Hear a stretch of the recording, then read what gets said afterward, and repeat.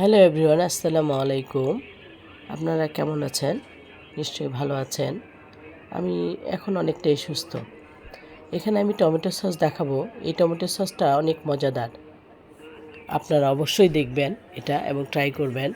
টমেটোটা প্রথমে সিদ্ধ করে নিয়েছি লবণ দিয়ে, তারপরে ছাঁকে নিয়েছি। এখানে কিছু আদা কুচি, একটু রসুন কুচি দিয়েছি। টমেটোটা অনেকক্ষণ নাড়বেন।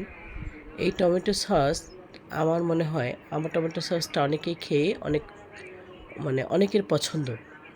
তো আমি 2008-9 সালে আমি পানঝুরিতে ছিলাম। এই যে মশলা দিয়ে দিলাম এখানে, গোলমরিচি গুঁড়ো, জয়ফল জয়ত্রী দিয়ে এটা নাড়তে থাকবেন এটা।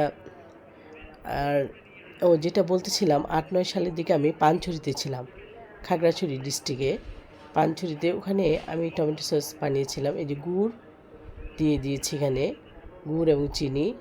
আবার এই যে তেঁতুলটা ভিজিয়ে রেখেছিলাম মানে এটা পুরোটাই দিয়ে দেবো ওখানে।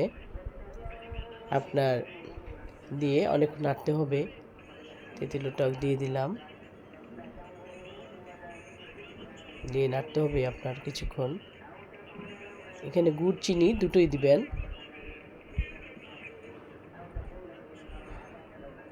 গুড় চিনি দুটোই দিয়ে দিবেন।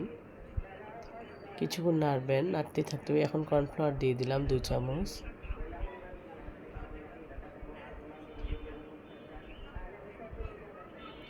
দিয়ে অনেকক্ষণ আপনি নাড়বেন।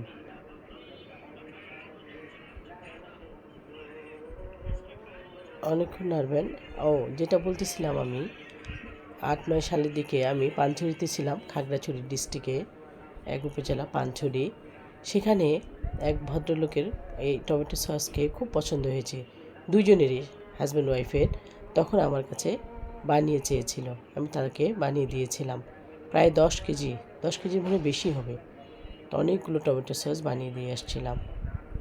তো আমার টমেটো সসটা অনেকেরই পছন্দ। আপনারা অবশ্যই ট্রাই করবেন। আর কোনো কিছু জানার থাকলে অবশ্যই কমেন্টস করবেন, ইনবক্স করবেন। আর ভালো লাগলে অবশ্যই ট্রাই করে দেখবেন। টমেটো সসটা অনেক মজার টমেটো সস। নামানোর আগে আপনি ভিনেগার দিতে পারেন।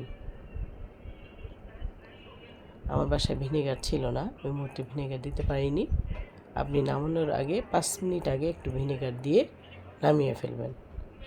আর এখানে মরিচের গুঁড়ো অবশ্যই দিবেন।